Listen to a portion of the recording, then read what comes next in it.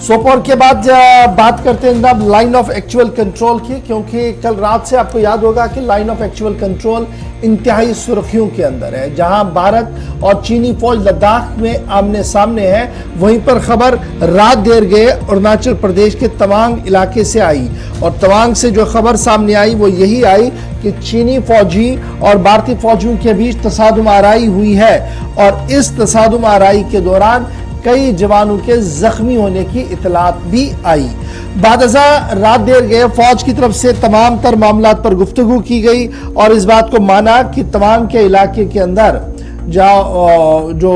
अरुणाचल प्रदेश में है वहां पर भारत और चीन के फौजियों के दरमियान झड़प हुई है। फौजियों की जख्मी होने की भी खबर की तस्दीक की गई और यह साफ कर दिया गया कि चीनी फौजियों को भी काफी नुकसान जो है वो वहां पर उठाना पड़ा है। और उसके फौरन बाद, चूंकि ये मामला एक दिन पुराना मामला था, तो फौज ने इसमें वजाहत करते हुए ये भी कहा कि इस पूरे मामले पर कमांडर, जो लोकल लेवल के कमांडर्स वहां पर है दोनों तरफेन के बीच, उनके बीच में फ्लैग मीटिंग भी हुई है काउंटर पार्ट्स के बीच में, और डिसएंगेज कर दिया गया है उस इलाके को जहां पर तसादुमाराई हुई है, यानी दोनों आमने सामने थे, हाथापाई जहां पर हुई है। ये गलवान के बाद दूसरा इंसिडेंट है जी। अगर आप देखेंगे तो गलवान के बाद ये दूसरा इंसिडेंट होगा। गलवान लद्दाख के अंदर है और 2 दिन पहले जो इंसिडेंट हुआ है वो अरुणाचल प्रदेश के तवांग इलाके के अंदर हुआ है। अरुणाचल प्रदेश में भारत और चीनी फौजियों के दरमियान झड़प, और इसमें दोनों तरफ के फौजियों के जख्मी होने की खबरें मिल रही है। और ये वाक़ा जो है वो तवांग जिला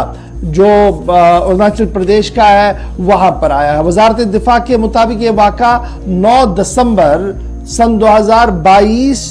का है और इतलात के मुताबिक चीन की पीपल्स लिबरेशन आर्मी PLA जिसे कहते हैं, वो भारतीय अफवाज के उस इलाके तक आ गई जिसे बफर किया गया था, जहां पर दोनों नहीं आ रहे थे, जिसके बाद तसादुम हुई है और भारतीय अफवाज की तरफ से भी जबरदस्त मज़ाहमत की गई है। और इसी हाथापाई और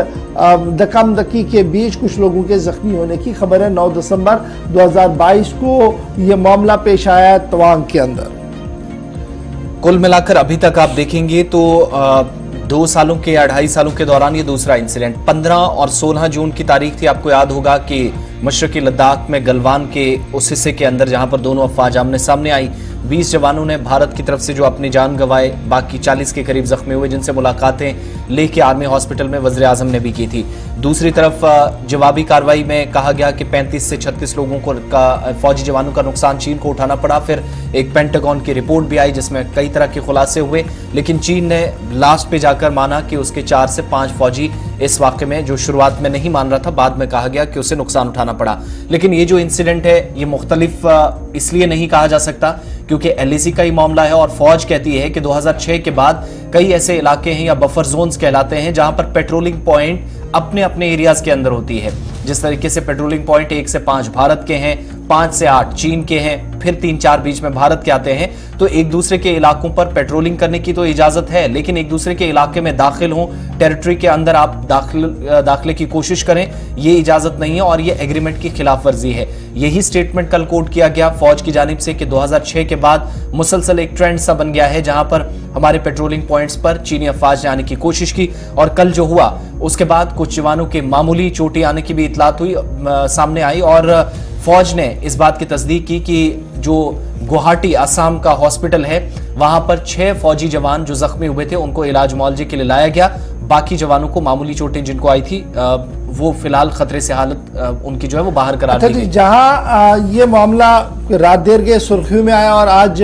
लगातार इस पर जो है वो बहस भी होगी क्योंकि पार्लियामेंट का इजलास चल रहा है और पार्लियामेंट के इजलास के अंदर आज इस पूरे मामले पर हंगामा होगा। कांग्रेस ने पहले ही इस पूरे मामले पर तहरीक-ए-इल्तिवा का नोटिस दे दिया है। थोड़ी देर पहले खबर यह भी आई कि असदुद्दीन ओवैसी की तरफ से भी तहरीक-ए-इल्तिवा का नोटिस लोकसभा के अंदर दे दिया गया है। MP सईद नासिर हुसैन की तरफ से शॉर्ट डिस्कशन का नोटिस जो है वो चला गया अंडर रूल 176 राज्यसभा के अंदर, जहां पर उनका मानना है कि भारत चीन के बीच जो तवांग के अंदर हुआ और अरुणाचल प्रदेश के अंदर हुआ उसमें जनाब तमाम तर बिजनेस को मुअत्तल करते हुए सबसे पहले इस पर गुफ्तगू करनी होगी क्योंकि यह कौमी मामला है और सलामती से मुंसलिक मामला है। तो कुल मिलाकर आज जब आप पार्लियामेंट की ओर बात करेंगे, चाहे लोकसभा हो चाहे राज्यसभा हो, सरकार के लिए आज का दिन जरा हेक्टिक दिन रहेगा, क्योंकि हिज़्ब इख्तिलाफ के कई लीडरों की तरफ से बैक टू बैक जो है वो नोटिस भेजी गई है, और जो ही इजलास राज्यसभा और लोकसभा के अंदर शुरू होगा तो अव्वलीन तरजीह पर